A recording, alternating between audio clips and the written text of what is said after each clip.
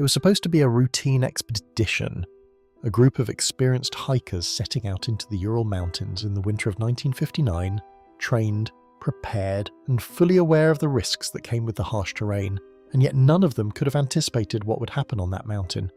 Because what occurred there defied not just logic, but something deeper, something that still hasn't been explained even decades later. And even now, the case remains one of the most disturbing mysteries ever recorded.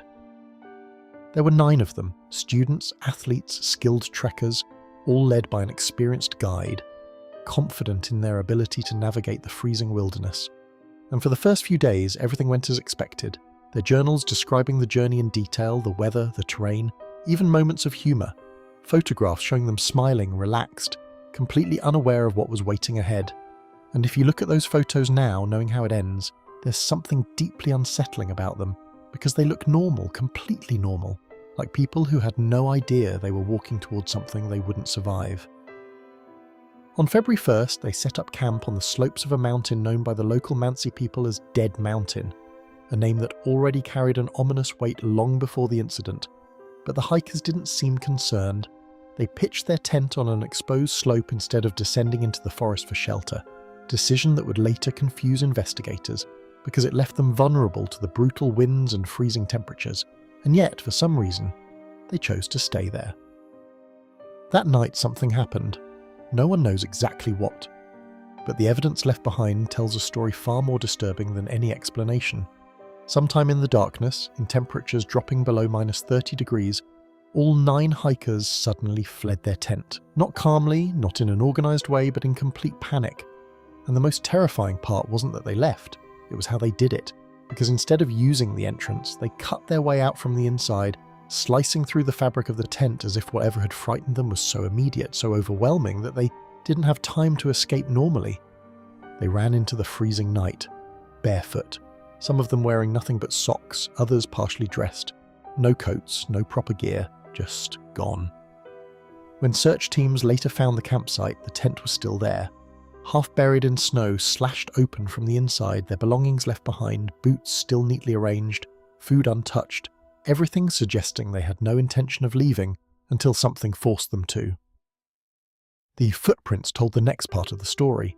9 sets moving away from the tent, not running, not chaotic, but walking side by side as if they were being led. And that's when things start to become impossible, because those footprints continued down the slope, into the forest, and then they stopped, as if whatever had taken them didn't need them to walk anymore. The first bodies were found near the edge of the forest beneath a large cedar tree, and at first glance it looked like they had simply frozen to death. 2 of them lying side by side, barefoot, barely dressed, their skin burned by the cold.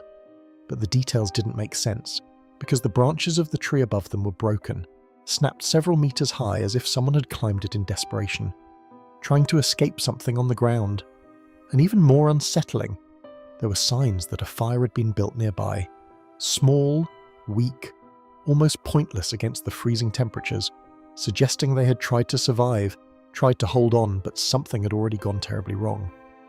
A few days later, more bodies were discovered, scattered between the tree and the original campsite, as if they had attempted to return, as if they realized too late that leaving the tent had been a mistake, their positions frozen mid-movement, faces turned toward the mountain, toward the place they had fled from, and that detail alone raised a question no one could answer, because whatever had driven them out, it hadn't followed them down immediately, or if it had, it wasn't something they could escape by running.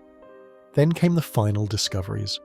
Months later, when the snow began to melt, the remaining 4 bodies were found deeper in the forest, buried beneath layers of ice and debris, and what investigators saw there changed the entire case, because these weren't just victims of exposure anymore. Their injuries were severe, unnatural, the kind of trauma that didn't match anything in the environment. One had a fractured skull, another had massive chest damage, injuries so powerful they compared them to the force of a car crash, and yet there were no external wounds, no signs of struggle, no indication of what could have caused that level of damage in the middle of a remote mountain. And then there was the girl. When they uncovered her body, something immediately stood out. Her tongue was missing, along with parts of her lips and facial tissue, not torn violently, not in a way that suggested an animal attack, but gone, as if removed over time, and to this day no one has been able to explain how or why that happened, especially considering the location, the conditions, and the fact that the others showed different, equally strange injuries that didn't follow any consistent pattern. Their clothing raised even more questions. Some of the hikers were found wearing pieces of clothing that didn't belong to them, taken from others who had already died, as if they'd tried to adapt to survive longer. And that alone suggests something terrifying, because it means at least some of them didn't die immediately. They lived long enough to watch the others fall, long enough to make decisions in conditions that were already beyond human endurance, and yet even that survival instinct didn't save them. But the most unsettling detail came from the investigation reports themselves.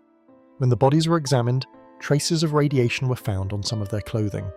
Not enough to cause immediate death, but enough to raise serious questions, because there was no known source for it, no equipment, no explanation.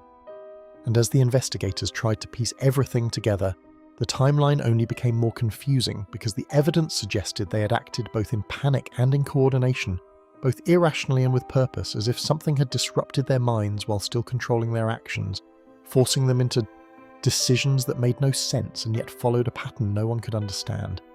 And beneath all of it, there was one detail that was never officially confirmed, but quietly mentioned in reports and testimonies, something that didn't fit into any report, something that couldn't be written down as fact, but was observed by those who searched the mountain that night.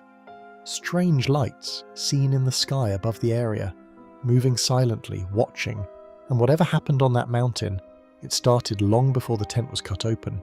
The official conclusion was simple, almost insultingly simple considering everything that had been found. The report stated that the hikers had died due to a compelling natural force, a phrase so vague it explained nothing, and yet closed the case entirely. No further investigation, no deeper analysis, just a quiet attempt to move on from something no one could understand, but the evidence never disappeared. The photos, the journals, the autopsy reports, all of it remained, and the more people looked into it, the less sense it made. Because nothing about that night was natural. 9 experienced hikers don't abandon shelter in freezing conditions without reason. They don't cut their way out of a tent in panic. They don't walk barefoot into the darkness unless something inside that tent is more terrifying than the cold outside. And they definitely don't suffer injuries that powerful without a cause. Years later, investigators and researchers began revisiting the case, analysing the details with fresh eyes, and new theories started to emerge. Some suggested an avalanche, but the evidence didn't support it. The tent wasn't buried, the slope wasn't steep enough. Others suggested military testing, secret experiments in the area, which could explain the radiation and the strange lights in the sky. But even that didn't account for the behaviour of the hikers, the way they fled, the way they acted, as if something had affected them directly. Something that didn't just threaten their bodies, but their minds. And then there were the reports from the search teams themselves. Things they didn't include in the official documents, things they only spoke about later.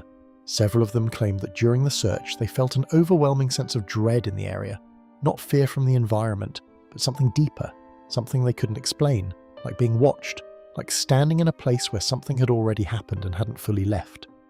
And one account described a moment where the forest fell completely silent. No wind, no sound, just an unnatural stillness that lasted long enough to be noticed and remembered. But the most disturbing detail came from the final journal entries, the last written notes from the group before everything went wrong. There was no mention of danger, no sign of panic, just normal entries, routine observations, small jokes, the kind of writing you'd expect from people settling in for the night. And that's what makes it worse, because whatever happened, it didn't give them time to prepare. It didn't warn them. It just started.